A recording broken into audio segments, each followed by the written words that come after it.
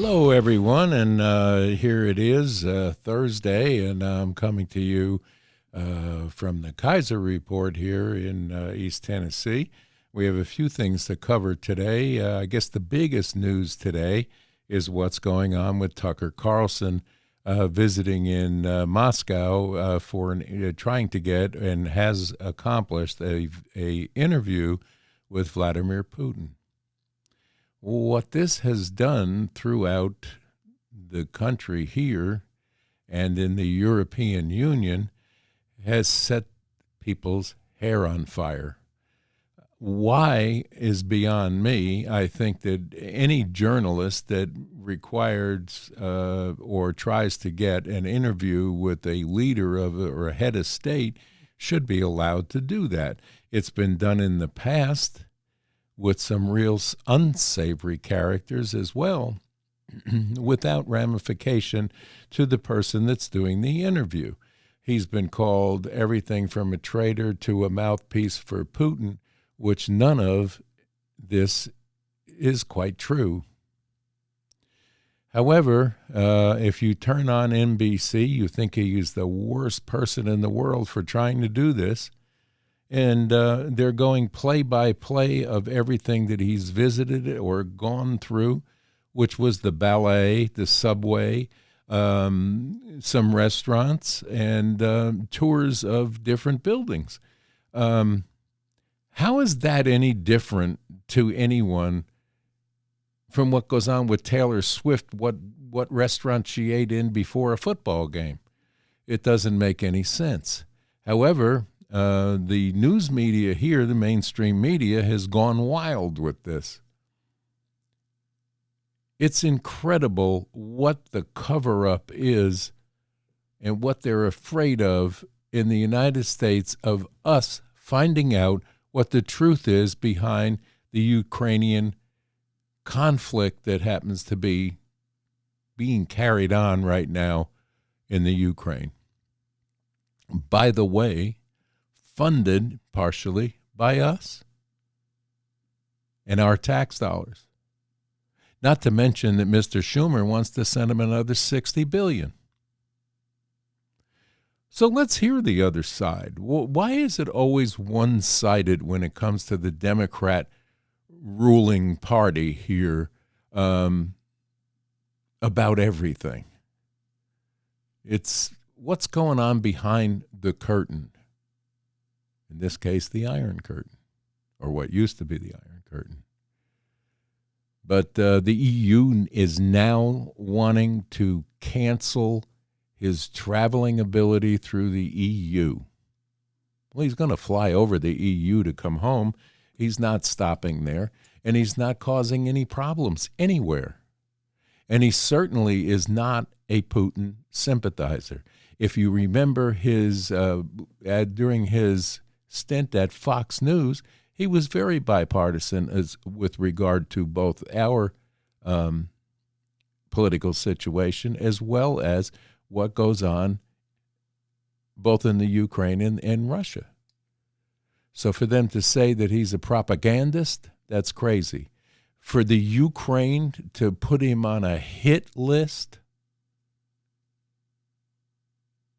why? What is it that they don't want us to know? That bothers me, and it should bother you. I am personally looking forward to Eastern Time, 6 p.m. tonight, to hear the interview. I would like to know, as an inquiring individual, of where my tax dollars are going and why they're going there. You all should tune into this and support Tucker Carlson in his efforts to bring you the truth and the unvarnished news that we're not getting from our mainstream media. MSNBC, NBC are the worst at this. Turn it on and listen to the nonsense that they're spreading about this man. But that should not surprise you because they've been doing that to Donald Trump since he came down the escalator. The other side of the news today that is mind-boggling is the fact that the Supreme Court is now taking hearings and deliberating over taking Donald Trump off the ballot in the states of Maine and Colorado, who have brought this to the Supreme Court, citing that he was an insurrectionist, using a Civil War amendment to the Constitution to do this. And that was put in there that long ago to prevent Confederate soldiers from running for office. He has not been convicted of an insurrection anywhere, at any time, in any court of law. Period. End of story. But we have to go through this because they're afraid to have him on the ballot. If this should go badly, that would mean that anytime any of us want to run for office, we can be put off a ballot for no damn reason at all. Unconvicted of any crime, Donald Trump sits in review of this ridiculous idea of taking him off the ballot. If you want an answer to whether or not people in the United States, the citizenry of the United States, feel this way, let it go to vote. The votes will tell you unequivocally what we, the people, think. And it's our right to vote for anybody that wants to be on the ballot or not vote for them. The answer will come from the people, we, the people, not 9 people sitting in judges' robes, and certainly not 12 independent juries in Washington, D.C., where you couldn't get a fair trial as a Republican if you paid for it. This is upsetting to me, and it should be very upsetting to you, and I urge you, thank God, we have some people sitting in Congress that will listen to you, so call them, write them, and tell them what your thoughts are. Write the Supreme Court justices. Call them. Leave messages. This is not a proper thing to happen. This is out and out voter responses should tell you what the end result is. It's election interference like no one has ever seen before, and they think they're going to get away with it. We have election problems in this country, and if and until we stop this ballot collection crap that they're putting out again, these mail-in ballots can be manipulated with. We know that. We've experienced it. And by the way, the last election was rigged, in my estimation. An insurrection means picking up arms and trying to take over a government. That never happened. There were a few people out of the thousands that came to hear Donald Trump speak that went to the steps of the Capitol and performed idiotic events that they should be arrested for. It was the wrong way to do it, and he never incited that. And I'm not totally convinced that it wasn't incited by the people inside Congress itself, led by Pelosi. There's enough evidence coming out now that they're trying to cover up in a very big way that Pelosi and some others were involved in manipulating this along with the Capitol Police. Look at the facts, not what NBC tells you happened, because they're wrong on very, very many reports that they have put out on this.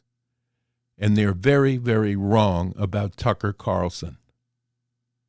And I'm looking forward to hearing his interview. I think it'll be quite informative. And I hope you will too.